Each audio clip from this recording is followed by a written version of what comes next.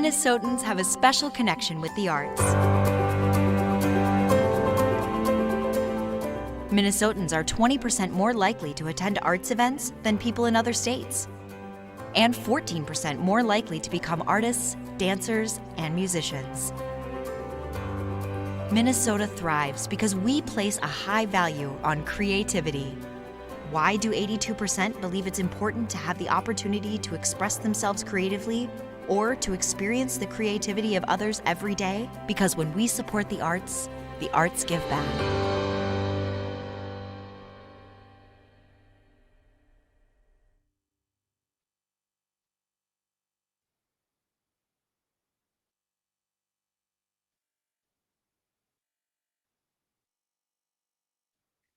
Good morning, Arts Advocates. I'm so glad to be with you this morning to kick off our first 100% virtual Arts Advocacy Day, hosted by Minnesota Citizens for the Arts, a statewide arts advocacy organization that's made up of arts advocates from every corner of Minnesota.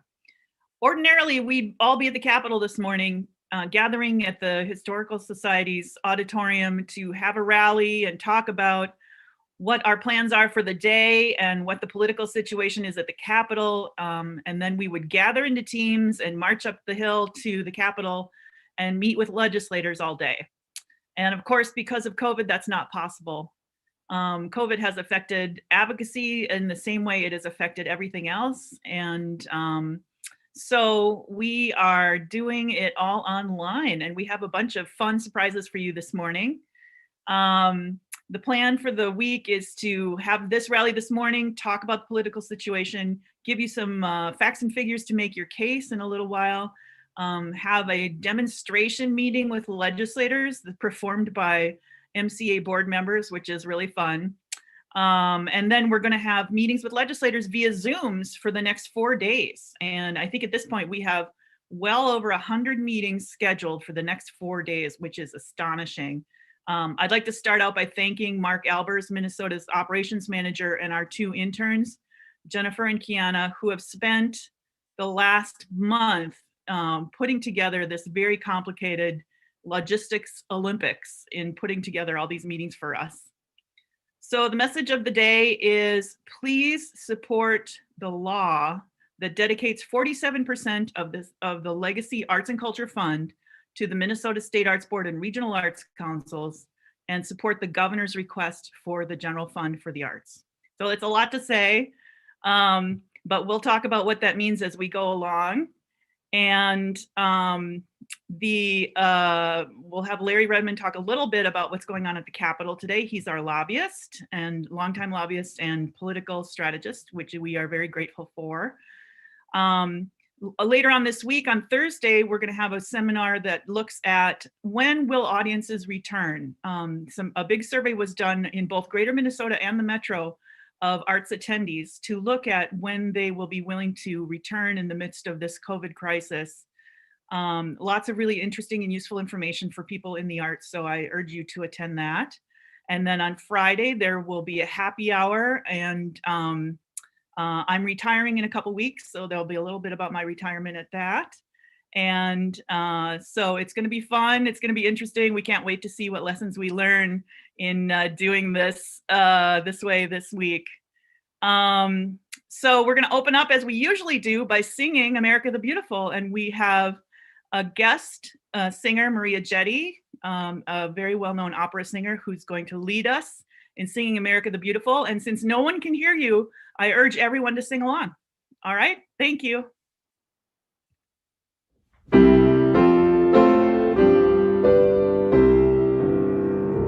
Oh, beautiful for spacious skies, for amber waves of grain, for purple mountain majesties, above the fruited plain.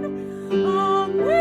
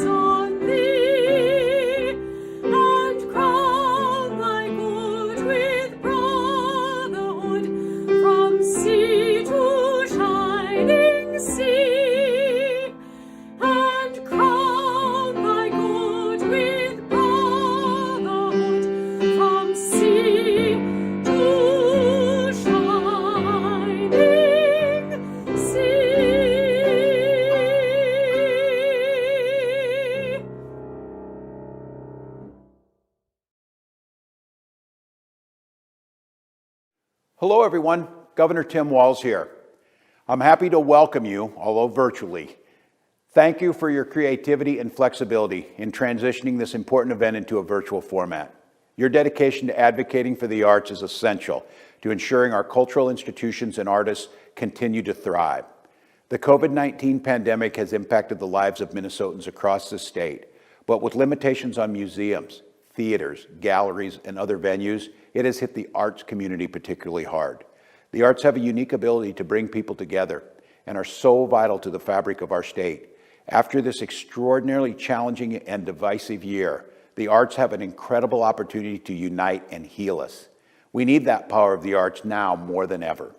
As governor, I am committed to supporting the arts throughout this legislative session. I encourage you to urge your legislators this week to support and protect arts funding in Minnesota. As the COVID-19 vaccine is being administered to more Minnesotans throughout the state, I look forward to gathering again at concerts, plays, museums, and so much more. Thank you for your work and good luck this week.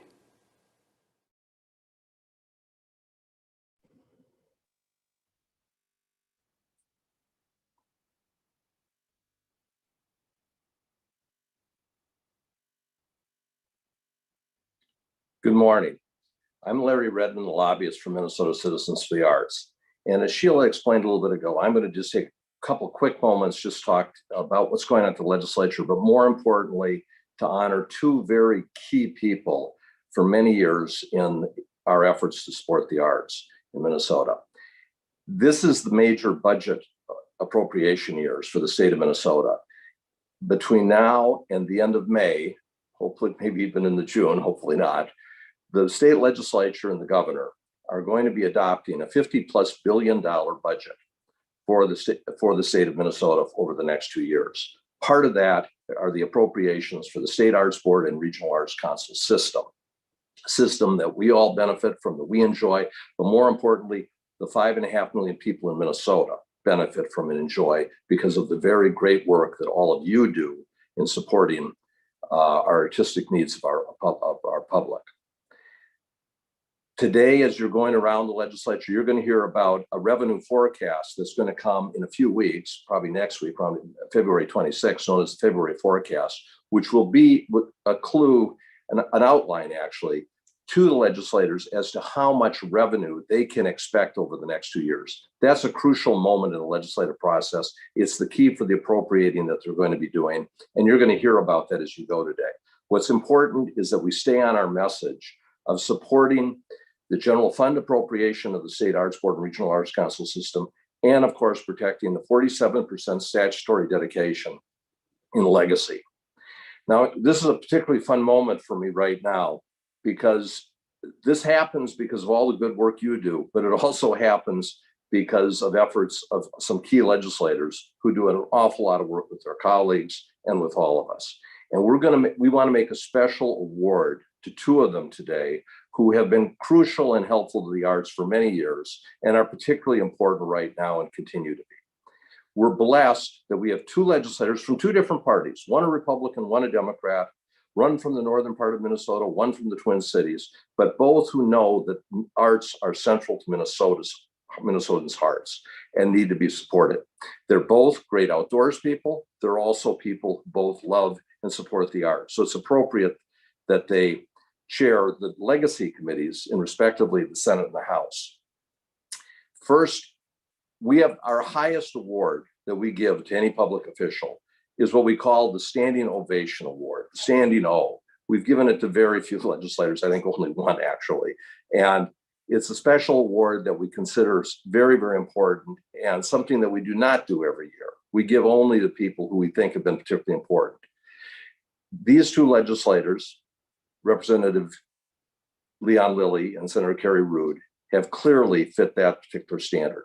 So to begin with, I have the honor to present on behalf of Minnesota Citizens for the Arts a Standing O Award to Representative Leon Lilly, who comes from North St. Paul, who was formerly a North St. Paul City Council member, has been in the legislature for a number of years, has been fighting for the arts for 1 year after another, whose family is engaged in every possible way, who is a great outdoorsman himself. So again, it fits all this, but is always there for us. And so with that, in this virtual award. I want to make this award from Minnesota Citizens for the Art to you, Representative Lilly, Chairman Lilly, our very good friend and supporter of the arts. Good morning, everyone. What a beautiful award. Thank you. It's very kind. And, we were supposed to meet. This all started a year ago, and this COVID, and it's just been a terrible thing, and taken a terrible toll on the arts as well as the whole state. I thought the governor really covered it well there. All the canceled programs, the layoffs, no work for actors and musicians, dancer, gig workers, set builders, people doing lights and sound. I mean, it's been a tough thing. I'm so honored to work on the arts, but Senator Ruud and I hit the ground running this session with the impacts in the arts community, and both of us had hearings right away. And it's just a pleasure to work with Mr. Redmond. Congratulations on your retirement, Ms. Smith. You've done a great job. But Minnesota is such a great place to live, and certainly everything you do, the arts is so important to it. I know how committed you are.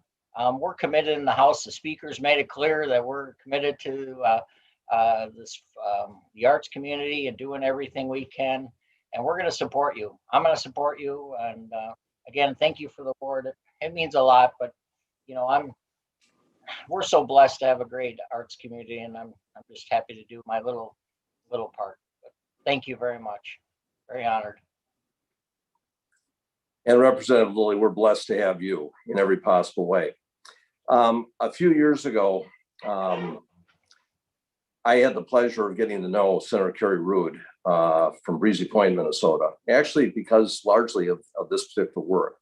And it has certainly become a joy in my own life. She is smart, she is tenacious, and she is a great supporter of the arts, has been there regularly. She, like Representative Lilly, is not just an arts person, she's an outdoors person. In fact, this is not the only award she regularly, every year, goes to the U.S.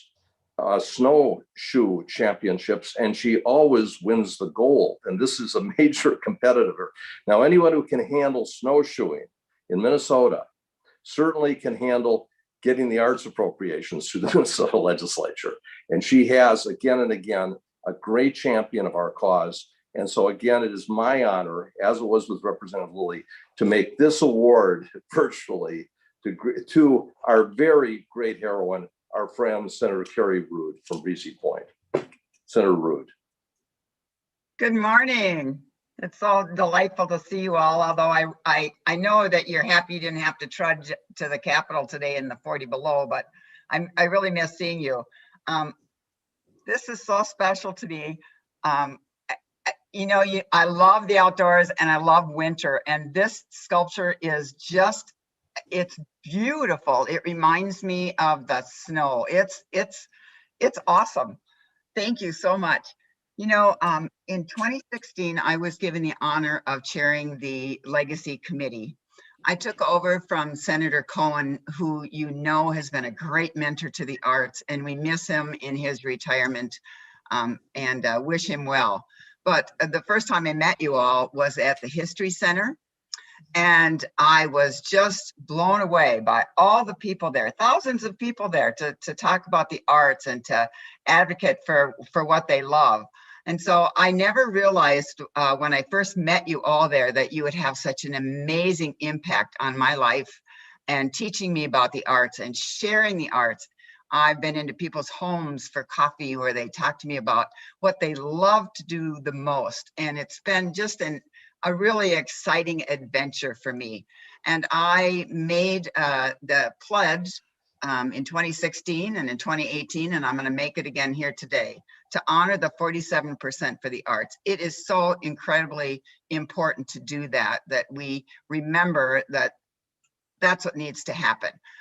Every year I share with you a little bit about my family art. I've shared with you about my mother painting, and my son is I think he's in his like 5th or 6th book now. He's out in California doing a book tour.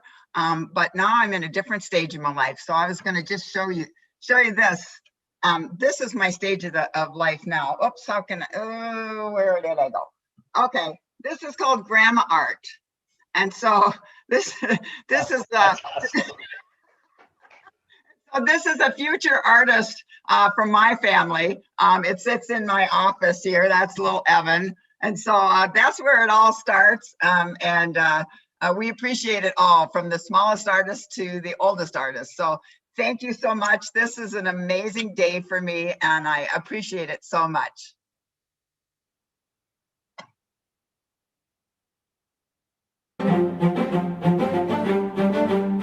So a decade ago, when I was founding the Lakes Erie Music Festival as a fledgling organization with a budget under $10,000, the legacy grants that we received through our Regional Arts Council were crucial to getting our start as an organization.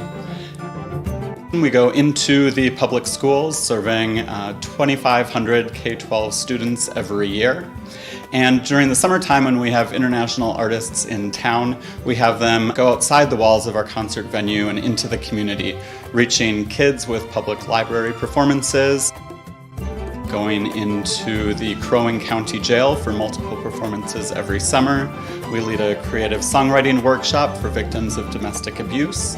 And this past summer, we led a choral workshop for a men's choir of men dealing with substance abuse.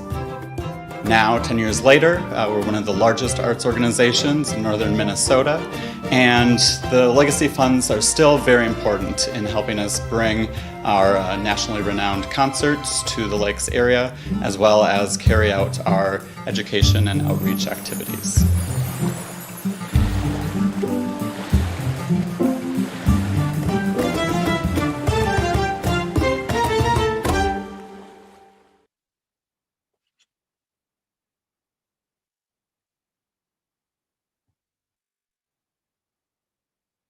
Oh, sorry.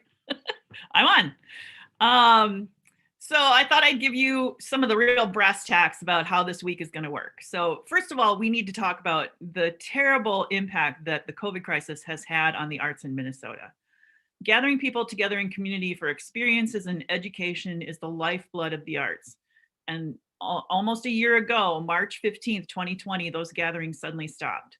No plays in theaters, no art fairs or galleries where artists could sell their wares, no community arts classes, no singing choirs, everything abruptly silenced. It's not just that Minnesota's emergency orders prevented large gatherings, although that is a part of it. It's also the growing realization that we don't know when people will be comfortable coming back to Minnesota's 1,900 theaters, galleries, and museums again. Park Square Theater polled their audience, and nearly 42% said that they won't return until there's a vaccine. Well, now we have a vaccine and things are slowly, hopefully, going to return back to normal. But even so, we don't know how long it's going to take to give the vaccine to enough of the population to achieve herd immunity. We don't know when audiences will be comfortable in returning. And just as an aside, this Thursday, we have that seminar that looked at some polling of audiences to talk to them about exactly what they will need to feel comfortable coming back. So I urge you to join that seminar on Thursday. But in any case, it will be many more months before enough people are vaccinated that the world can go back to normal. As time passes, the devastation worsens. Both large and small arts and culture organizations who had been able to hold on to some of their staff over time have had to start laying off workers permanently. The American Alliance of Museums found that 1/3 of US arts institutions may close this year. US museums have been losing at least $33 million a day. The Minnesota Council of Nonprofits has been surveying the nonprofit community in Minnesota, and they found that arts organizations amongst all nonprofits have suffered the highest levels of disruption of the nonprofit sector, and that 67% of nonprofit arts and culture organizations expect recovery to be difficult. Before COVID, the arts and culture were contributing over $2 billion annually to Minnesota's economy. You can find lots of details and facts and figures about the arts at www.creativemn.org Lots and lots of useful facts and figures there. Minnesota's 108,000 artists and creative workers were contributing to Minnesota's vibrant economy in thousands of other ways as entrepreneurs and creative gig workers. That work too suddenly came to a halt in March as many workers were notified that their contracts had been canceled. Nearly 2/3 of the nation's artists are now unemployed, and 94% have reported that they've lost income because of COVID. A third of all nonprofit workers in Minnesota have filed for unemployment. The picture could hardly be much worse. In the meantime, artists and arts organizations have been rallying to try to figure out how to survive until audiences return and to do their best to serve the public in whatever ways they can find despite the challenges. Museums, including the Walker Art Center and Minneapolis Institute of Arts, have joyfully reopened at a very small capacity with many new health protocols. And although organizations like the Historic Homes Theater in Detroit Lakes is offering outdoor and virtual events, indoor activities are postponed indefinitely, which is the same for almost all other greater Minnesota venues. While innovative and wonderful, it's important to note that none of these new programs are providing the kind of revenue that sustained arts organizations and artists before the crisis began. So this is what we're facing as we go to the legislature to ask them to protect arts funding. So we are building our messaging at these meetings this week around the COVID crisis. And so as you prepare for your meetings with legislators, think through a little bit ahead of time, what is your story in relation to COVID? Think what you can say briefly, because these meetings may only be 15 minutes long, so you need to get to the point quickly. How has COVID impacted the arts organization you work with or your life as an artist? Secondly, how have you rallied to serve the public or to produce art despite the challenges? And then bring it home with, because of this crisis, it's even more important to protect arts funding. So please support the law, this is in law, that dedicates 47% of the Legacy Arts and Culture Fund to the State Arts Board and Regional Arts Councils. So that's the first ask. And then the second ask is, please support the governor's general fund recommendation for the arts. We are extraordinarily grateful for Governor Walz's commitment immediately to the 47%. It helps us a lot in talking to legislators to say, you're not reinventing the wheel. We're just asking you legislators, as the governor has, to just follow the existing law that dedicates 47% to the State Arts Board and Regional Arts Councils. The context of this is that every year we have some legislators, being extraordinarily creative as they are, come up with ways to divert arts funding away from arts and culture organizations to other things. Many of them may be very worthy, but the Constitution dedicates this funding to the arts, arts education, and the things that it's currently going to. So these attempts to divert the funding, we have almost always managed to stop the diversions because of what the law says. And so we are hoping this year that that will hold true. And now that you've heard from both the chairs of the House and Senate committees that deal with legacy funding, committing to supporting the arts, that's a very good sign for us. And so the next step is to be educating the members of the committees, many of whom are new to the legislature, about the importance of the arts in their communities, how COVID has impacted the arts, how we have been rallying to serve the public despite the challenges, and why this context is all about why we need to protect the state funding for the arts. So let's talk a little bit about how meetings will work. So Mark Albers, who is our operations manager, has been coordinating the great work of our interns and himself to contact legislators' offices, get a commitment on time and date, and then set up a Zoom meeting with that particular legislator. There's 201 legislators. That's a lot of Zoom meetings. I mean, it's kind of insane. And we realized as we were getting further and further into this planning, how insane that completely is. So, you know, not all these meetings may come together. We have not managed to make meetings with every one of the 201 legislators because for some of them, the scheduling just didn't work out. But we're doing our best. And so we hope that you will participate in this spirit, that we are all doing our best to make the case for the arts at the legislature this year. And for those legislators we can't connect with this week, we will come up with other ways to connect with them further into the legislative session. So first of all, you must register for Arts Advocacy Week because we need to know your email so that as the meetings are scheduled and if there's any changes, we very often get last minute changes from legislators saying, oh, I can't meet at 10, can we meet at noon instead? We need your email so we can keep you up to date on how your meetings are scheduled. So if you have not yet registered for Arts Advocacy Week, please go to artsmn.org and register. It's very brief. We just need your name and your email so we can keep you up to date on all of the things. And you will get information and links to the special seminar on Thursday about the audience surveys about when they're willing to return to the legislature. We will then send you links to the meetings, the specific Zoom link for your meeting. We want to ask everybody who has these Zoom links not to post the Zoom links on social media because that's an invitation for the meeting to be hacked. So please do not post any links that we send you on social media. However, it's okay if you want to forward a link to another person you think might likely attend that meeting who is also in the district, that's fine. But also please ask them to register so we can keep them up to date if there's changes. I mean, just this morning we sent out an updated schedule to our team leaders and it already had 10 or 15 changes. So we need to be able to keep up with you. So you'll get the link, and then when the meeting's happening, all you need to do is click on the link and get into the room.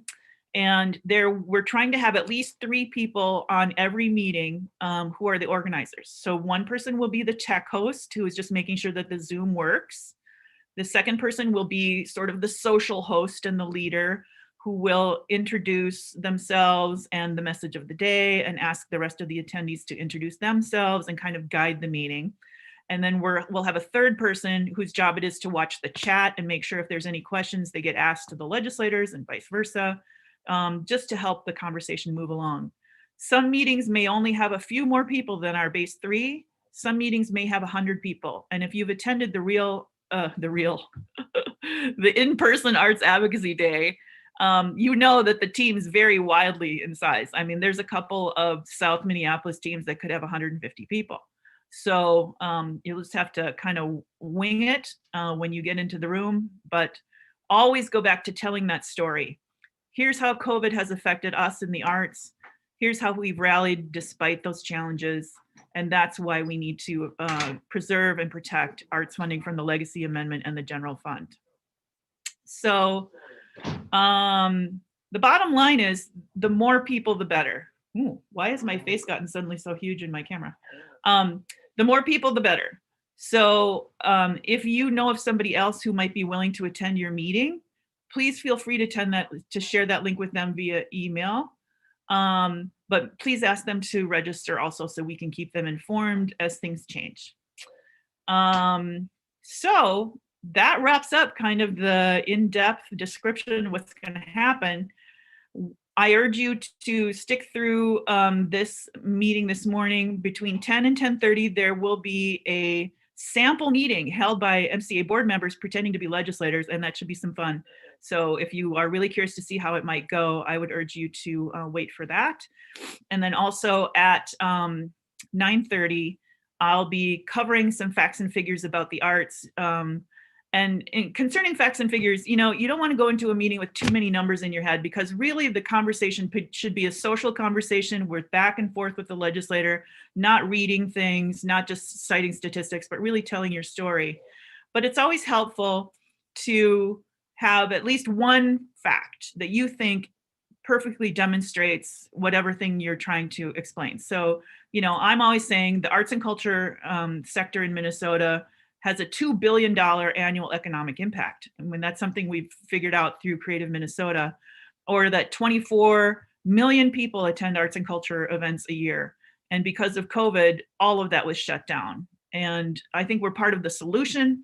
When this crisis is over, it's going to be arts events and arts people who are bringing excitement back to our downtowns and our communities, bringing people back together in community as we rebuild basically civil society after staying in our houses for a year. So Just pick one fact and figure from that presentation and carry that to your meetings.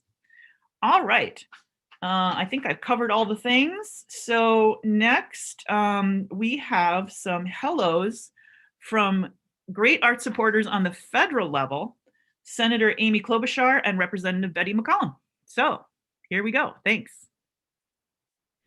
Hello, Minnesota Citizens for the Arts. Welcome to my office in Washington. So I'm honored to kick off your week of advocacy to preserve our vibrant arts in Minnesota.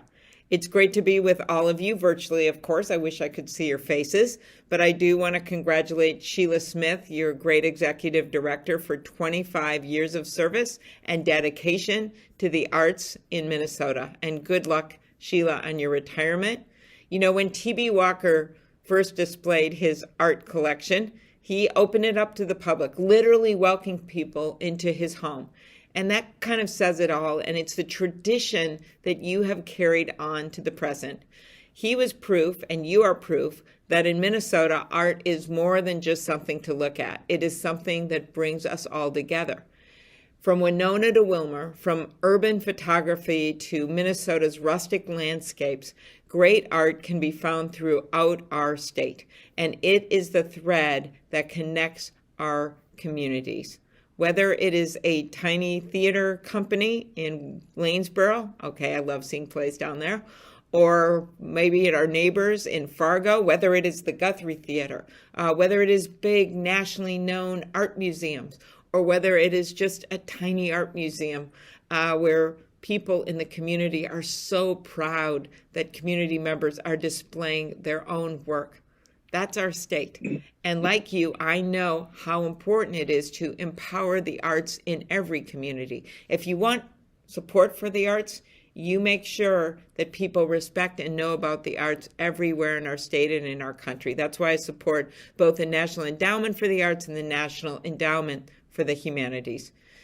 Their mission is to strengthen our nation's creative capacity through grants, investments in museums, libraries, colleges, universities, as well as, of course, individual art projects. There is no more time like now to talk about the value of arts because people have been so lonely. We aren't able to go out to the type of events that we used to go to, whether it's art opening, whether it's a play, and that makes it tough. But one of the really, I guess if it's a silver lining to everything that's happened, people are just yearning for that kind of connection, and they actually are participating in the arts in different ways. They're watching their favorite performers. Of course, it's online. They're calling people about music that they like, and they need the arts now more than ever. And we know the boom that arts are for our economy. The nonprofit arts industry alone adds $166 billion in economic activity and supports 4.6 million jobs.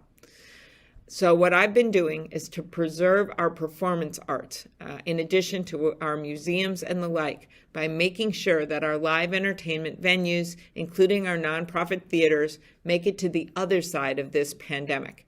We all know you can't go stand in a mosh pit in the middle of a pandemic.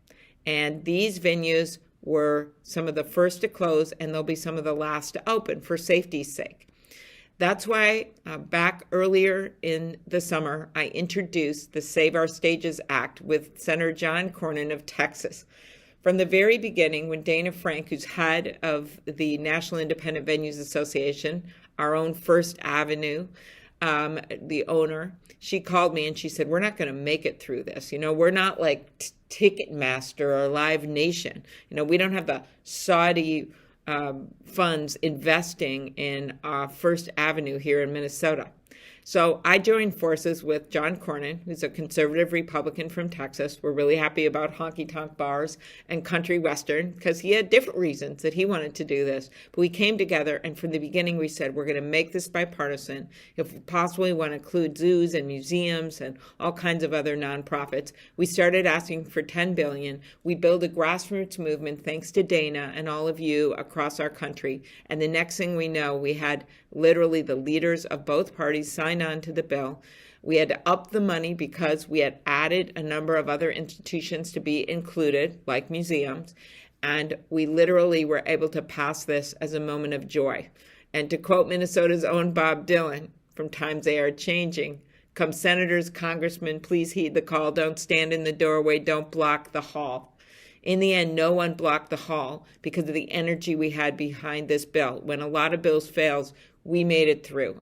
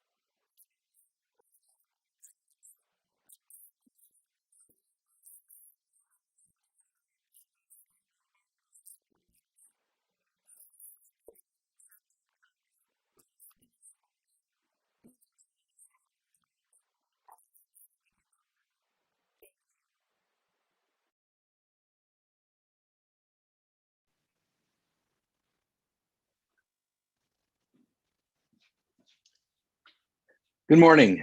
My name is Ross Willits. I'm co-chair of the board of Minnesota Citizens for the Arts. I'm honored to be able to give the Larry Award with my co-chair, Marianne Ofterheide.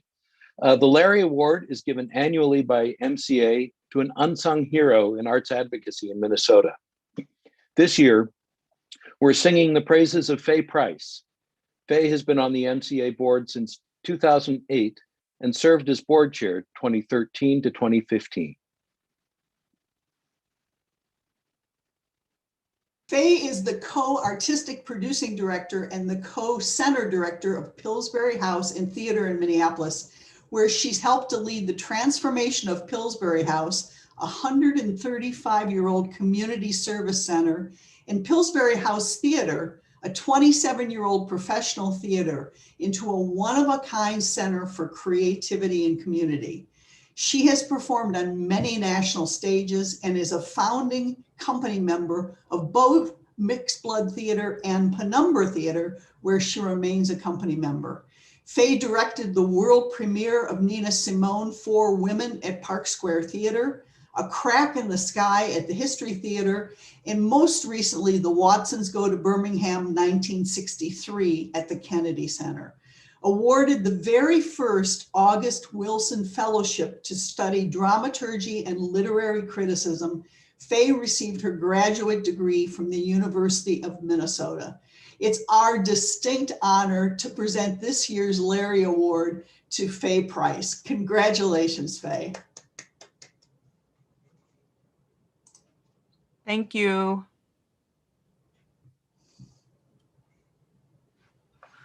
I'm trying to start the computer and hold this beautiful award up at the same time. Thank you so, so much. I appreciate this. It's gorgeous, gorgeous award.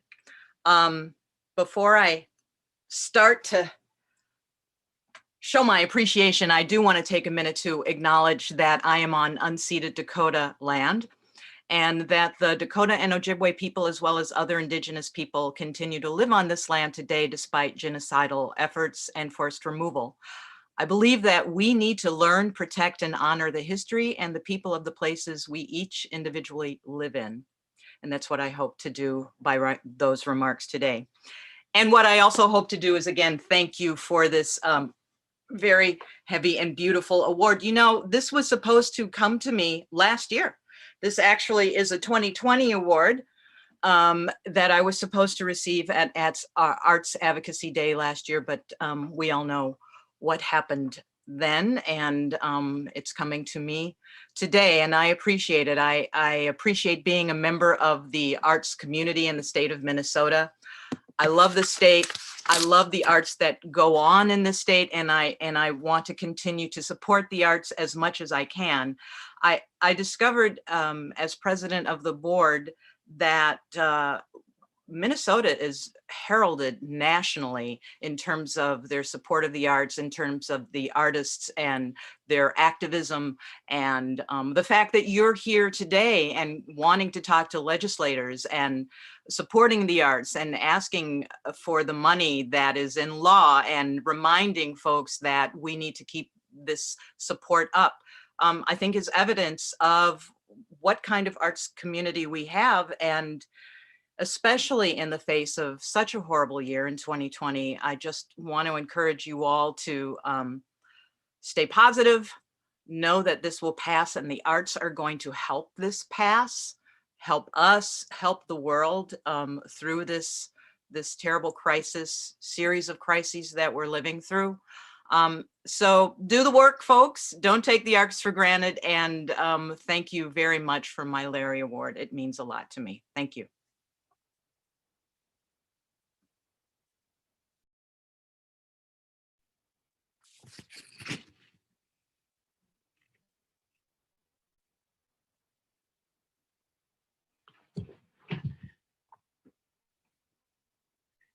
Thank you so much, Faye. I've loved working with you. You are a truly visionary arts advocate, and I'm so glad that we are able to honor you today with this award. You're truly deserving of it, and thank you so much. So we're nearing the end of the first section of our rally this morning. So I'm retiring in 2 weeks, and it's a kind of bittersweet time for me. I'm really proud of the work that we have done together as an arts community. Minnesota is the national leader in per capita arts funding because of the passage of the Legacy Amendment in 2008. And that will stay in place for 25 years. It will come back up for a vote, a statewide amendment. We have to renew it in 13 years. So 13 years from now, you guys need to be ready to run another statewide campaign and make sure that the Legacy Amendment continues further out. I think that it will. I think it will because Minnesotans are clearly very supportive of the arts and culture, especially as attendees, but also as artists themselves. We have research that shows that Minnesotans are more likely to attend an arts and culture event than the rest of Americans, but also to be artists themselves. And it might be because of the days like we're having today when it's 30 below at night, and we have to stay inside both because of the weather and because of COVID, and we come up with the creative things to do. That might be something to do with it. But I think the vote for the Legacy Amendment reflected how the Minnesota public feels about the arts and culture. And for that reason, and because of over 25 years, they will have seen the impact of the Legacy Amendment on their communities in opportunities for everyone to participate in the arts. There are kids who were born 11 years ago who have never lived in a world that the Legacy Amendment didn't exist, which is a fun thought. And I think our communities are better for it because we've been able to provide so many more opportunities for people to come together through the arts, that we build a stronger civic society that will help us solve our problems. We have a lot of problems, we have a lot of challenges, but I believe the arts are part of the answer to bringing our communities back together. As you could see in the George Floyd murals that were in Minneapolis, after the horrible events of last summer. So I'm proud of what we managed to accomplish together. And I feel like we together have built such a strong network of arts advocates statewide. There are so many people now who understand that we must constantly advocate for the arts. We're never done. There's always new legislators that don't know anything about the arts in their communities. And it's our job to teach them how important the arts are in their communities and to connect them with artists and arts organizations so that they can see the work that people are doing in communities and why it's so important to support funding for the arts. That's really the core of the matter, is educating people about what's going on out there in the state. I think once people learn enough about how the arts are impacting their communities, both in this idea of community cohesion, but also in the economic impact of the arts, for which we've done all this research through Creative Minnesota to document the cold hard facts about the importance of the arts to our state's economy. I think that's another angle. People that may not necessarily understand how important the arts are, they might be interested in the cold hard facts about the arts impact through the economy. So I'm going to miss you all. I think arts people are the best people. It's just time for me to kind of look at my life a little differently after spending a year of reflection at home. I'm sure you can understand how we're all going through transitions these days. My plan is to take a year of sabbatical, get back to painting, and then see where I am. But I hope the best for all of you. I know because of the strength of this board is so amazing. It's full of wonderful, hardworking people who really get the need to advocate for the arts, and they really understand how to do it. The current leadership, Marianne and Ross and Tanya, they are very, very strong arts advocates, and I'm sure that they will find a really great person to replace me this spring. So that brings me to introducing to you the interim director, Jennifer Halcrow, who is a longtime friend of mine and a former board chair of MCA, and she served on the board for a long time while I was executive director. So I have every confidence in her ability to steer MCA through this legislative session and then to hand it over to whoever comes next. So Jennifer, I'm wondering if you would hop on and say hello to everybody. Good morning, everyone. It's such a pleasure to be here today. And I am just, like everyone has noted in the chat, Sheila, congratulations. So proud of what you've been able to do with our advocacy across the state. And I am thrilled to be joining you as interim executive director while the board conducts this important and national search. And of course, the work of our advocates across the state, you all today, what you do Advocacy Week, and what you do through the rest of session is so vital. My number one job is to ensure the continued financial support of our arts across the state. And I look forward to doing that with all of you. So thank you and have a fantastic Advocacy Week, everyone.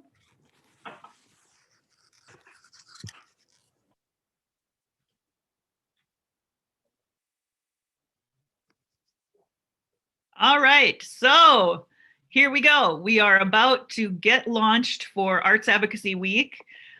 Just want to remind you, study the message of the day. So everybody who is registered for Arts Advocacy Week will get in the mail the links to their legislative meetings and also a handbook. I really urge you to read at least the first few pages of the handbook because it talks about the message of the week. It gives you a little bit of the, sort of logistics details about how this will work. You'll be much better prepared if you read at least the first few pages of the handbook, if not all of the handbook, but I know people are pressed for time, but really open that handbook, get a look in there. And remember the message of the day. Do we all remember it? It is, please support the law that dedicates 47% of the Legacy Arts and Culture Fund to the Minnesota State Arts Board and Regional Arts Councils. That was ask 1. And then ask 2 is support the governor's recommendation on the general funds for the arts. So got that? Are you saying it out loud? I hope. If we were in person at the History Center, we would be chanting the message of the day. So chant the message of the day a few times before you go into your meetings with legislators so you make sure that it comes up at least 3 times during the conversation. When the meeting begins, say, hi, we're here to talk about following the law to dedicate 47% of the Legacy Arts and Culture Fund to the State Arts Board and Regional Arts Councils and asking for your support for the governor's recommendations for the general fund. So say it to yourself over a few times before you get into that meeting to make sure that the message gets delivered, because that's the point of all these meetings, is to deliver that message. So stay tuned. We're gonna have a little musical break. So if you need to take a bio break or whatever, we'll have about 5 minutes from Ragamala Dance Company's Sacred Earth, which is a beautiful performance. And then we'll be back in about 5 minutes to look at the Creative Minnesota statistics so you can pick one for your meetings. Thank you so much for joining us, and we'll see you in a few minutes.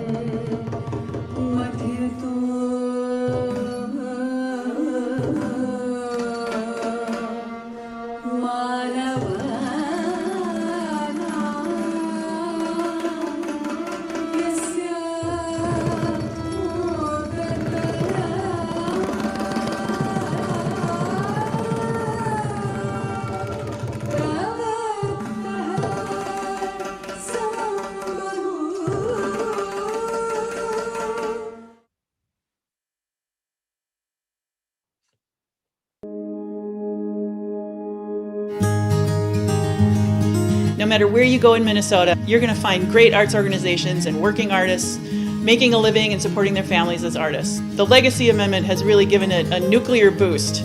We're now double the arts economy of Wisconsin, 12 and a half times the arts economy of South Dakota. If you're in the Midwest, Minnesota's the place to be if you want to have a creative job. The data that has come from the Creative MN study has been really important to us in being able to help our elected officials understand that the arts have not just a valuable social impact, but a very strong economic impact as well. Those of us who work in the arts community, we often like to talk about the intrinsic value of the arts, and there is intrinsic value. At the same time, the economic value is very powerful and speaks strongly to legislators and other important decision makers in our state. Economic impact in our community of over $2 billion throughout the state of Minnesota. I've got local businesses in Grand Rapids, Minnesota that have gone from being on the sidelines in the arts to being right in the center of the table because they've understood how important art is in economic development. Through Creative Minnesota, we have been able to aggregate data across the state that shows people how the arts are impacting the entire state, whether you participate in the arts or not, but that it actually helps us to be an economically strong and thriving state as well. I'm a big advocate for data. I like to know how the arts are accountable to the people we serve. And the data showed it made a huge impact. Find out all about the great things that Minnesota Citizens for the Arts is doing at artsmn.org. In addition, you can check out creativemn.org, which is our website, home for a statewide coalition of art supporting organizations who do research about the impact of the arts and culture in Minnesota's economy. Thanks for your support of the arts.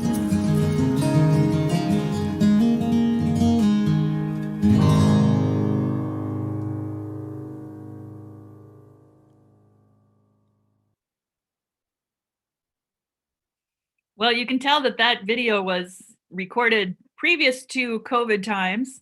My hair was way longer, for one thing. So I want to talk a little bit about the Creative Minnesota Project as a project and why it exists and who's involved with it. So about 6 or 7 years ago, we were having a lot of conversations with statewide organizations who were having trouble getting things done because there was no hard data about the arts and culture sector in Minnesota. And so together we started exploring ways to collect and produce hard data for advocacy, for education, and for policy making. And a group came together that was part of this conversation. It grew to involve all of the statewide organizations that support and fund the arts, from statewide service organizations like Springboard for the Arts and MCA and the Minnesota Theater Alliance, to the arts funding organizations such as the McKnight Foundation, the Jerome Foundation, the Bush Foundation, Mardag Foundation, Target was involved in the beginning too. And of course, with support from the State Arts Board and Regional Arts Councils, who are the entities that grant out the state funding that we work to get from the legislature. So we sat down and talked about what was possible, and we started with a collaboration with Americans for the Arts, because Americans for the Arts has been doing economic impact studies across the country for well over a decade now.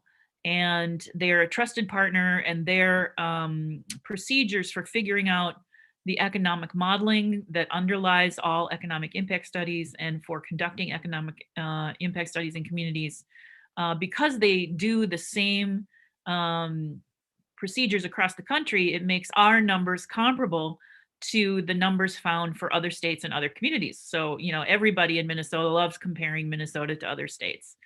And what was fun about using the Americans for the Arts process is that we could easily find then that Minnesota's arts and culture sector, for example, has double the economic impact of the arts economy in Wisconsin, even though Minnesota and Wisconsin have roughly the same population.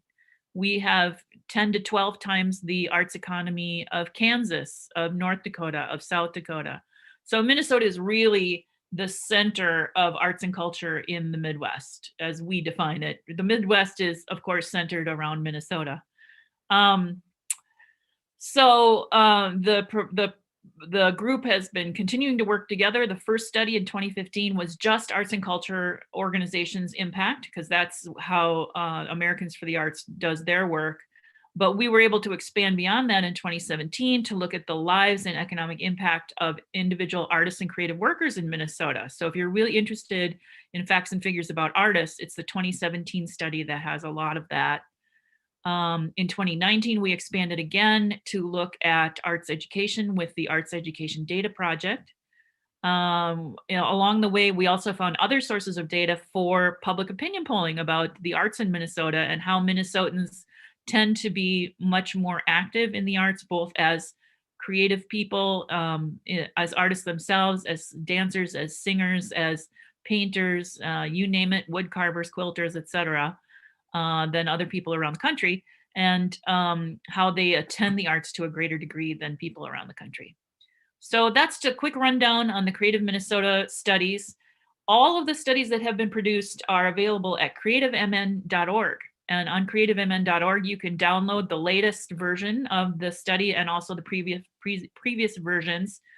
We have a whole section of local studies also that are available. I think we're up to 62 studies total now. Lots of local communities across the state have done studies at this point. And just so you know, applications are now open for new economic impact studies, and you can request information from Brenda at artsmn.org if you are in a community that might be interested in participating in a local study over the next year, because we're getting that going again. And in addition to that, we've 3 times have done regional studies across the state for each of the 11 regional arts councils in 2015, 2017, and 2019. So by geography, there's a ton of information that can be local to you, and that's a great thing to take to a legislator meeting. Perhaps the single fact that you want to take to a legislator is that in your city, Grand Rapids, for example, in Grand Rapids, Minnesota, the arts and culture have a $5 million annual economic impact. And the interesting thing about bringing a fact like that to a meeting is when we did our presentation in Grand Rapids, the mayor was in the room, and after the presentation on the numbers, he got up and said, you know, we spend all our time talking about our civic center and the economic impact of our civic center and how we want to continue to build that. The news that the arts and culture sector actually had a larger economic impact than the civic center meant that he committed right then and there that the city council and the mayor were going to spend a lot more time talking about how to maximize the impact of the arts and culture sector in Grand Rapids. And then, true to his word and to the city council and to the local chamber of commerce, over the last several years, they have done tons of really fun things to expand access to the arts in Grand Rapids and to integrate a focus on the arts and culture for Grand Rapids for tourism. They do the First Friday tour where both the for-profits and nonprofits together promote activities and for citizens to walk around and enjoy all kinds of fun things downtown. They have the participation of the Rife Center. There's just so much going on there, up until the point they actually hosted the Rural Arts and Culture Summit in Grand Rapids, the last time we were able to gather for the Rural Arts and Culture Summit. So I would encourage you to go to creativemn.org and surf around and see what finds what's of interest to you. So let's watch the next video.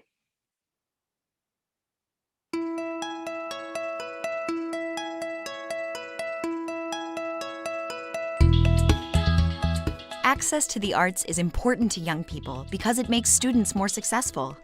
Students consistently involved in music and theater show higher levels of success in math and reading. Music education stimulates nearly every region of the brain and improves complex math and abstract thinking skills. Dance education increases awareness of the body and movement.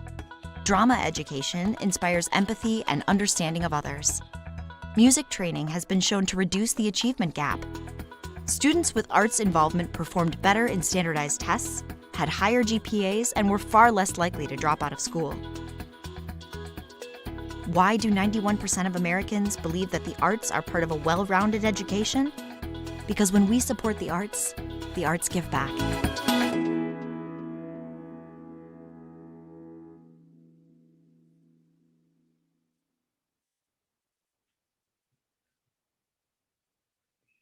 I'd like to take just a second to thank Twin Cities Public Television, who collaborated with us on the Arts Give Back videos. They jumped in, the Minnesota Originals program jumped in to do these videos because they were so excited about the facts and figures that we had been able to put together. So thank you so much to TPT. So arts education. In 2019, the Creative Minnesota Project developed, in collaboration with the Perpich Center and the Minnesota Department of Education and the Minnesota Music Educators Association, a new portal in the Creative MN website that is all about whether or not students in specific schools are getting access to the arts education that they are required to have access to by law. So all kids in Minnesota schools should have access to 3 different art forms over the course of their year. So hopefully they're getting a chance to participate in music and to do some visual arts and maybe dance. 3 different opportunities. And what we discovered through this project was, while it was clear that some schools were doing really well in providing the arts education that kids deserve, there were other schools that aren't. And there's kind of no public accountability for that because Minnesota has such strong local control over school curriculum.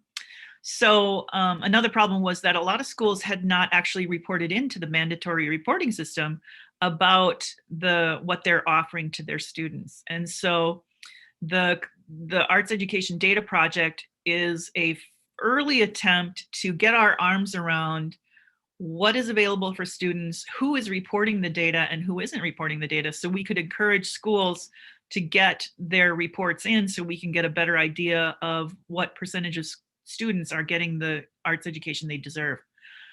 And what's interesting about that is that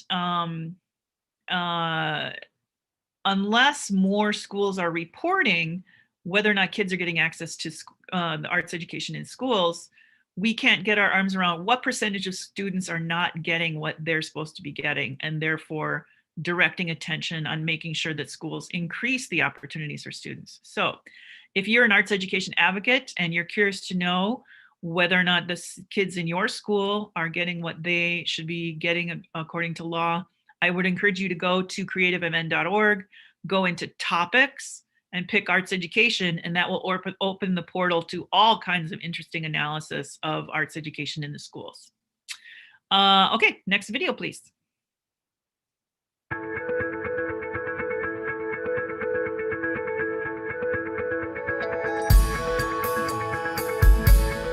Artists and creative workers are an important part of Minnesota's workforce.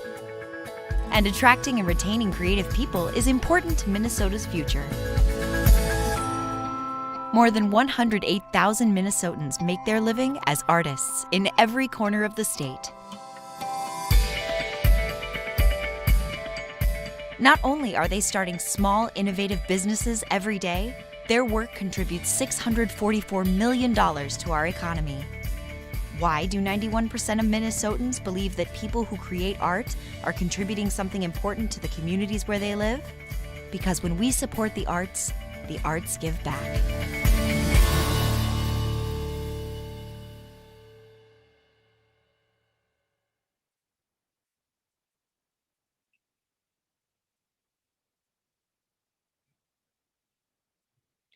Okay, so let's talk about the economic impact of individual artists for a moment, because I think a bunch of attendees are going to be individual artists.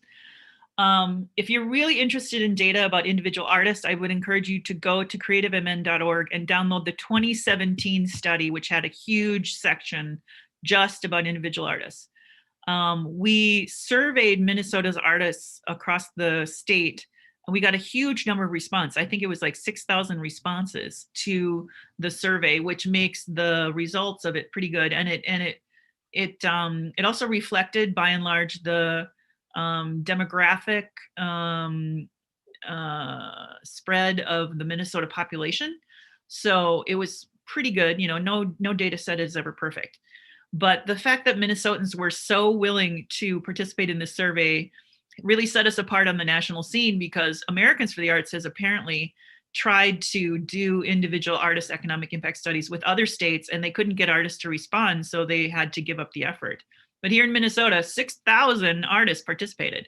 And I think one of the reasons for that is that we had a collaboration with about 120 arts organizations that work with different kinds of artists, from the Northern Clay Center for potters to the Composers Forum for composers to you name it. All the different genre-specific organizations participated, but so did a lot of other organizations that work with individual artists in lots of different ways. So 6,000 artists responded. We found through data that we got from the US Census that there's about 108,000 individual artists in Minnesota. That's a lot of people making a living as creative people. And so the economic impact of all those people, just their spending in their communities in making their art, buying paints, buying canvas, renting facilities to do performances, buying a van to drive to an art show to sell your work, whatever it might be. That's $644 million in economic impact every year from individual artists. And of course, COVID has affected that too. You know, art fairs got canceled, all the performances got canceled. So artists are hurting now. And I think it's important for in our conversations with legislators that if you are an individual artist, talk about how gigs and shows were canceled because people can't gather together right now. And that's part of our message to legislators, is how much the COVID crisis has negatively impacted arts organizations and audiences. You can also find in that 2017 study that focuses on individual artists, lots of other fun stuff too. We did a survey where we asked whether or not artists vote, and something like 97% of Minnesota's artists vote. They say they vote. And I love that one, because you can say, well, you know, the artists are a political force because they're going to vote no matter what. So if you get the artists vote, you're definitely going to succeed because everybody's going to vote. Okay, so next video, please.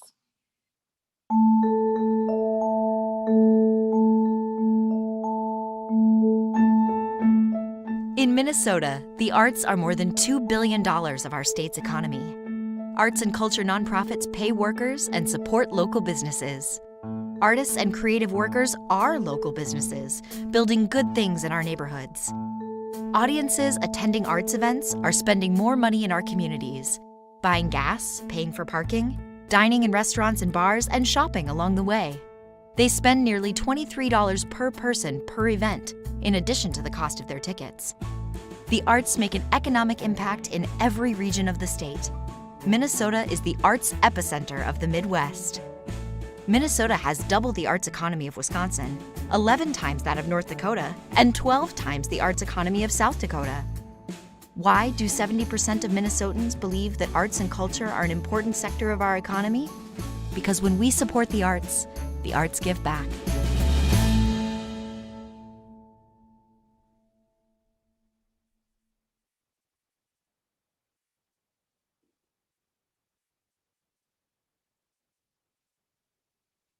So economic impact of the arts is obviously the core message of the Creative Minnesota Studies.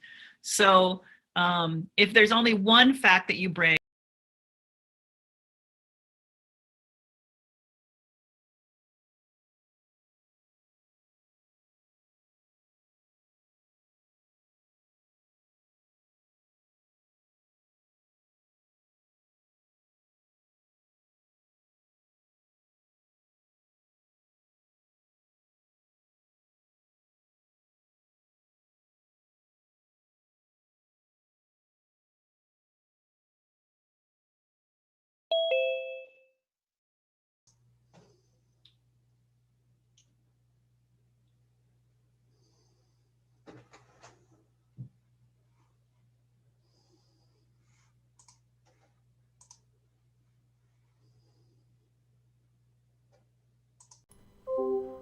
Folks, we'll be right back with you. Thank you for bearing with us.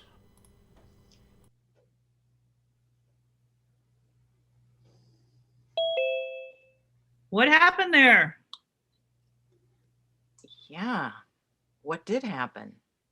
So we booted out all the.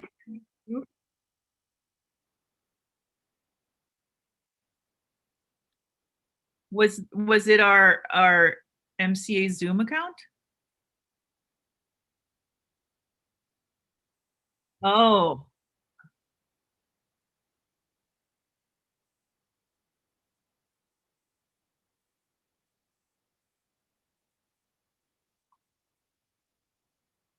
it must have been the interns starting one of the early legislator meetings. Yeah. Mark? Boy. Mark, can you get the interns to use Zoom 2 instead of Zoom 1?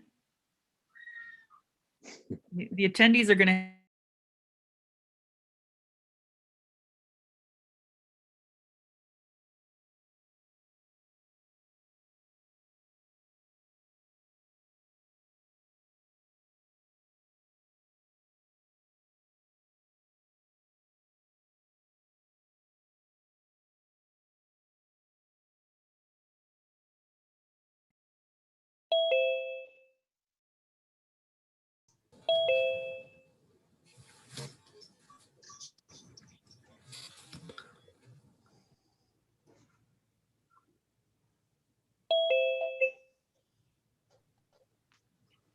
Who doesn't love Zoom accounts?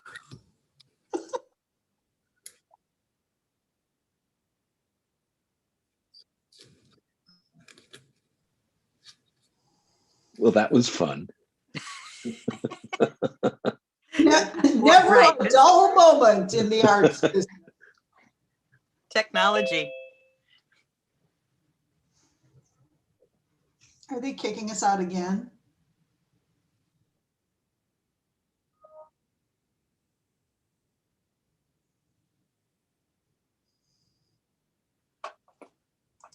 Apparently, we can still be heard on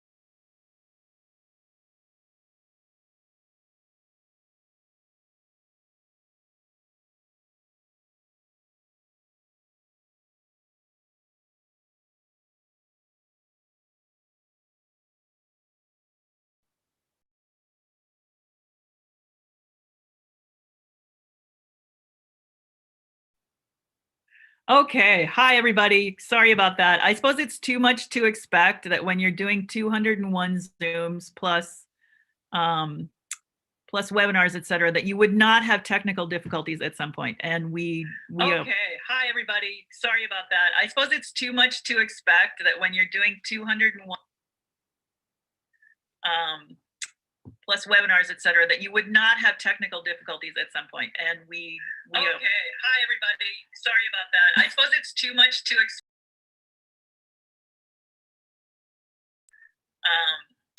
Plus webinars, et cetera, that you would not have technical difficulties at some point. And we okay. Hi, everybody. There's a weird. It's too much to expect. Okay. I have a weird echo going on. Okay. There's no echo now. We are good. So anyway, bringing it home for Creative Minnesota is that the economic impact studies are obviously the core of Creative Minnesota. So I would urge you to check the local studies and see if one has been done in your area, because that would be obviously better statistics to bring to a meeting with legislators than the statewide figures, because legislators love local data. So go check and see if it's there. But if it's not, a $2 billion economic impact from the arts is a great message that any legislator can understand. It's easy to remember, $2 billion. It's a round number. And what we're trying to talk about is, before COVID hit, the arts and culture had a $2 billion annual economic impact. And we have been severely impacted by the inability to gather and to serve the public because of COVID. So that's obviously one of the really good things to bring to a meeting. All right, so we're going to take a quick minute for a musical break, and then we're going to get started on our first timer training headed by Michael John Peace and the Minnesota Citizens for the Arts board members, showing you how a Zoom meeting with legislators is going to work. Thank you for joining us, and sorry about the technological difficulties. We will forge ahead.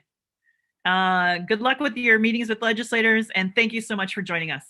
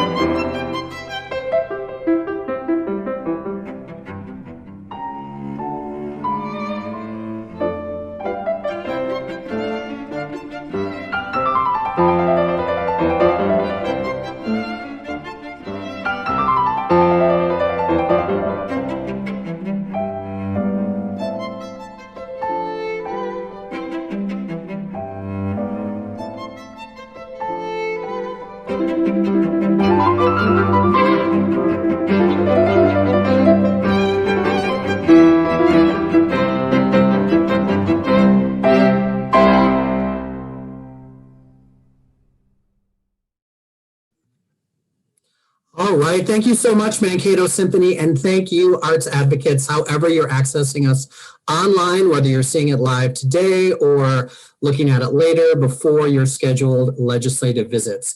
I'm Michael John Peace from the MCA board, and I am here to do a first time in the virtual sphere advocacy training. Quickly today, I want to talk about what's our purpose for Arts Action Week. It's fairly simple: deliver the MCA message to as many legislators as possible. We've been mostly talking about the Zoom visits, and that's what we're going to see a video about shortly that our board members have put together. But don't forget that you can use the MCA website and the voter voice technology to send an email directly to your legislator. Phone calls are also great. But I do want to show you quickly where you access the voter voice technology on the website to send an email. So you go right to the homepage up there under ACT, that first element on the menu right under that.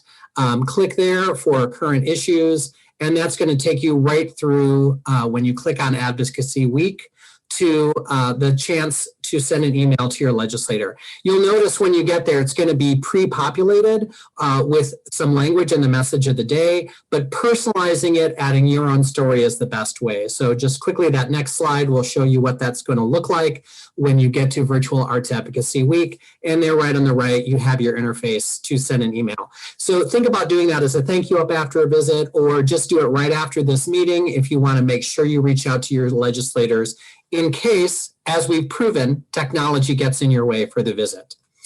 All right, so next we'll talk about the visit. What we're asking you to do during a virtual visit is essentially what we ask you to do during a live visit. There's three core things: deliver or reinforce the message.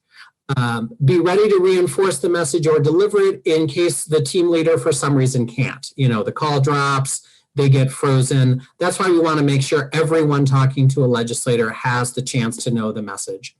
And if you can speak to a specific grant or a project that shows the impact of dollars, that's always a bonus. But again, don't weigh yourself down with that. Stay on message. This is not the time to talk about the impeachment trial or anything else that's going on in the world. This is the time to talk about that message and support for the arts in Minnesota.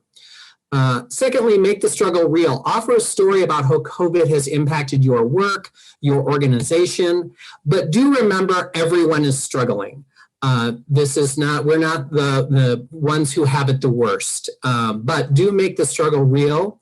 And finally, demonstrate resilience. If you have one, offer a story about how you or your organization are still reaching audiences, pivoting your programs, or protecting your empty facility to make sure it's ready for reopening.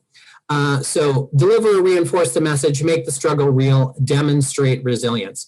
So again, it's been a few minutes. We've had a bio break. We've listened to some lovely Mozart. What is that message of the day?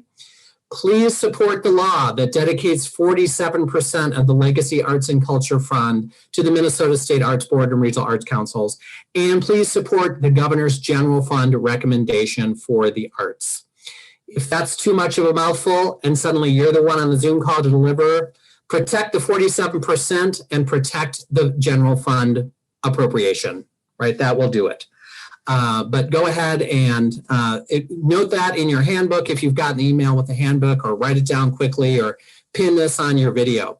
So speaking of video, I want to thank our players: Senator Fay Price, Ross Willits, Tamara Nadell, Chris Osgood, and Sandy Bourne Barrett, who are going to do about a 7 to 10 minute recreation of what a Zoom visit with legislators will look like, and hopefully demonstrate all of the things that we've asked you to do during your visits. So take it away. Good morning, Senator Price. We are arts advocates from Minnesota Citizens for the Arts, and we really appreciate you taking time out of your busy day to hear what we have to say and to spend some time with us during Arts Action Week. My name is Ross Willits. I'm the team leader of this wonderful group of advocates. And we have a couple of messages that we want to make sure you hear. And then each of the advocates will share some things about themselves. The messages are, we hope you will support the 47% allocation of the Arts and Cultural Heritage Fund in the Legacy Amendment and the Governor's General Fund allocation. These are very, very important amounts of money that go to arts across the entire state and certainly within your district, within your Senate district. And we will have a handout to show you later. It'll come by email. That'll show you all of the organizations and artists that get funded by the state in your district. Would you like to say anything before I pass it off to the advocates? Just simply welcome. It's always a pleasure to have arts advocates here visiting. You are a force. I can only imagine that this has been a difficult year for you. I'm also hoping that you're aware that we have a really tight budget this year. And we have a lot of things that we need to tend to. Hopefully the arts can be a part of that, but you know, we're gonna have to wait and see how things evolve. But happy to have you here and would love to hear from all of you. Thank you, Senator. I'm going to introduce Tamara Nadell from Ragamala Dance Theater. Senator Price, thanks so much for meeting with us today. I wanted to give you just a little story about how we've been doing this year. As you said, it's a rough year for everybody. For Ragamala, we've had about 25% of our operating budget cut just from performances that needed to be canceled due to physical distancing regulations. But, you know, like so many of us in the community, we haven't given up. We've transferred a lot of our work to digital platforms. We've been doing live stream performances and artist talks that connect directly with people in their homes to build empathy and build community and offer resilience and joy and hope and connection in a time when there's so much isolation and anxiety. And we've been able to reach more than 94,000 people through our free digital season this year. But of course, that doesn't bring in incomes. So we have really been relying on our community to support us. And the Arts and Cultural Heritage Fund and the General Arts Fund are such a huge part of that. You know, this isn't the first time that the Arts and Cultural Heritage Fund has helped us get through a rough period. It was the same in 2008 when the economy was difficult for so many of us, and we were able to pull through that in part because of the support from the state. And so we really hope that you will consider helping us out in that way again, just because of all that our sector does give to the community, specifically during these difficult times. We've had people tell us that our work is a balm in a bizarre and tragic time. That's a quote from someone. So thank you so much for hearing us today, and thank you for your past support, and we hope you will continue that in the future. Thank you for the work you do. Thank you. Sandy Bourne Barrett from Stages Theater, would you like to speak? I would love to. Thank you for letting us come and visit you today. It's not the same as walking around the Capitol, but nothing is the same. It's a grand day when we can all walk around and visit with each other and with all of our constituents. And we appreciate you taking the time for us. I work at a theater that serves young audiences. And in this time, theater and the arts is actually been an important part of their life, even virtually. We have considered what we're offering these young people as essential. We are essential workers providing arts activities for families who are at home struggling.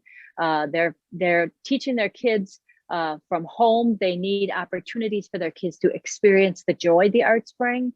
And to take classes online. We have young people who this is so ingrained in who they are as young people that we have stayed open regardless of the fact that it makes no economic sense at all. We continue to provide opportunities for our families and young people because it's important. It's important to them and their mental health. It's important to the teachers that are needing support and virtual field trips. And we are able to do so because of the support we get from the legislature and the 47% from the Minnesota State Arts Board. So I am hopeful that you see the impact that we make as artists and as educators in the field for young people and their families. And we appreciate all the support you've given us in the past. And we look forward to coming back stronger and being the fuel to the economy that the arts are. Thank you. And now I'd like to introduce Chris Osgood. Hi there. Hi, Senator. I'm here representing independent musicians and people like myself that play gigs, play in a band, teach lessons, and have sort of a gig economy. And in my case, I work with the Twin Cities Jazz Festival, and I'm the coordinator of their youth stage in a normal year. This year, the Jazz Festival, we had to move the festival online. So we do Thursday evening crowdcast broadcasts of jazz performances. And they are fun, and many thousands of people have tuned in. They're much enjoyable, and we've taken my part of it, the youth engagement part, and we've turned that into Zoom lessons at McPhail and Walker West Academy for families affected by COVID and or families affected by the unrest surrounding the George Floyd situation. So we are doing the best we can to continue our mission and continue serving the people whom we serve. But Are those Zoom lessons free, Chris? they are free. We pay for them. We raised about $5,000 from family foundations and places like Highway Federal Credit Union. I think I can mention them. And that's what we are using. That the presentations online, the weekly crowdcasts are sponsored by AARP. But it's been Highway Federal and individual donors and donor family foundations that have helped us buy the lessons on behalf of the students and their families. Great. So that feels pretty good.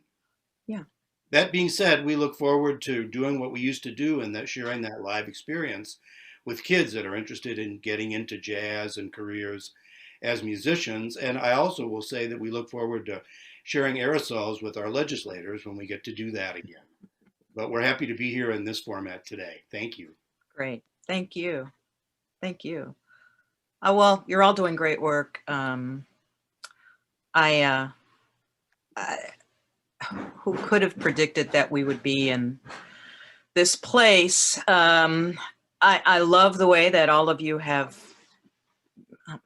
to use an oft-used word, pivoted to doing your work online. I do sometimes have a concern about those people that don't have access to computers, and if indeed the arts are so important, what can you do about reaching them?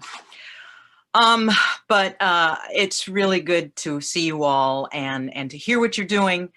Again, I can certainly appreciate what a tough year it's been.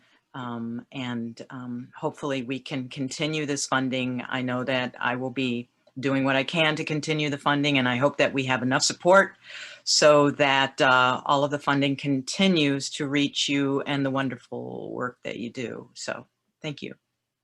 Thank you, Senator. And I just want to say before we go that I really believe that the arts are going to be essential as part of building back after COVID. I've heard from hospitality folks, the restaurant folks, the event folks, that they don't feel ready to open fully until there are arts events that can bring the people to downtowns, to other places. And so a part of having a new thriving economy for all of the industries that have been hurt by COVID, the arts are going to be central and to getting people back together and getting them out. And that's why supporting the 47% of the Arts and Cultural Heritage Fund that's in the law is so important. And just as important is to support the governor's allocation in the general fund, because all the arts organizations across the entire state benefit from that through the State Arts Board and the Regional Arts Council system. And that's so vital, especially as we come back out of this. And it's going to have an enormous impact across the entire state's economy. Mm-hmm. I agree. Thank you. Thank you. Thank Good to meet you so all. much for your time. All right. Thank you. Thank you. All right, a virtual round of applause for our players. Thank you so much. What I loved about that impromptu video is it really underscored all of what we're asking you to do and your fellow arts advocates to do in the meeting. Go ahead and use the chat function whichever format you're using to access this training to put in any questions or comments. I wanted to debrief with some highlights from my perspective. The team leader managed the meeting, so you can relax. Even though we've never done this and we'll have continued technical glitches with these many hundreds of meetings, our team leaders are experienced in talking to legislators and in keeping the messaging on track. Frankly, it's more likely the legislator will go off track than one of the arts advocates, but in any case, the team leaders will help keep us on track. I loved, as I put in the chat, that Tamara was able to share an impressive number of how many people they reached, but also an audience story, a balm in a bizarre and tragic time. So an audience comment, anything you've got at your fingertips from your own experience really makes this story real. This is a magic combination, the numbers and the emotional story. Sandy underscored that their online programs make no financial sense, which to me subtly underscores the need or value of public funding and our message that the arts give back.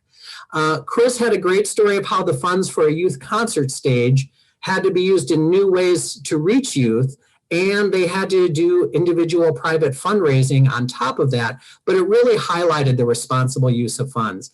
And, you know, Faye Price has been in many legislative meetings as our board chair and as an advocate. So playing the senator, she did a lovely job of showing what the follow-ups might be, asking if the music lessons were free, mentioning the digital divide. But you really do get a sense, even in a meeting as short as 10 minutes, what legislators care about, what they're tracking. And when you fill out your evaluation form to MCA, that kind of real-time feedback from folks who are in the meeting, what was that legislator thinking? What impact did this have? Really makes a difference. And Ross was very clear about the message of the day and that all of us are part of the economic recovery. So I think the redirect, an easy way to redirect if a legislator or a fellow arts advocate sort of takes us down a rabbit hole, right? That could have gone into suddenly we're on a quiz show, her question about how are we dealing with folks who don't have access to the internet. It's like, right, today that is a problem. What we're here to say is we're doing what we can to keep conserving constituents across the state. And our message today is, please support the governor's recommendation in the general fund and support the law that dedicates 47% of arts and culture heritage funds to the arts. And I do see a question here. How do you get the link to talk to our legislator? When you've registered, that should be forthcoming. Do email mark@artsmn.org. If for some reason that's not coming through for you or you haven't gotten a message yet, legislative visits are scheduled throughout the week, so you might not have any meetings until Thursday or Friday. But when you register or email the staff directly, we'll get you those links to get the Zoom link. Again, a reminder that Sheila shared at the top, don't share those Zoom links on social media. That's how hackers and folks who have other agendas get into the meeting. But do feel free to forward that on to your colleagues or other folks who you feel are would be good additions to the meeting, primarily if they're constituents of the legislator you're speaking to. And just a reminder to send an email either before or after some point during this week using that voter voice aspect on the MCA website to just make sure you get a chance to share your personal story. So if you are watching this at any point during Arts Action Week, February 16th to 19th, make sure you've registered for Arts Action Week so that we can update you on your meetings and any changes in time as legislators work with us on their evolving schedules. Any other questions? Otherwise, I'm excited to release you into the field. All right, so I've addressed how we get the link to talk to our legislators. So make sure you register, and it also keeps you up to date because this action week will come to a close, and then the legislature will be getting the latest budget forecast for the state for the end of February, and that'll really send them into the deep work of allocating budget across the arts and all of the platforms of government. So we may have occasion to reach out to you for some ongoing advocacy, or we really need to reach these legislators on this issue. So make sure you're registered. That way we have your email and we can keep you updated through the whole legislative session through spring. Thank you so much. And if you are new to MCA or you've been doing advocacy work for quite a while, but you are not a member, I'll ask for that final slide. Please consider becoming a member. And like we say, any member, any amount makes you part of the fight. You are part of the solution. So thank you so much for joining us. And I can't wait to see you on Zoom calls with legislators. Thank you and have a great Arts Action Week.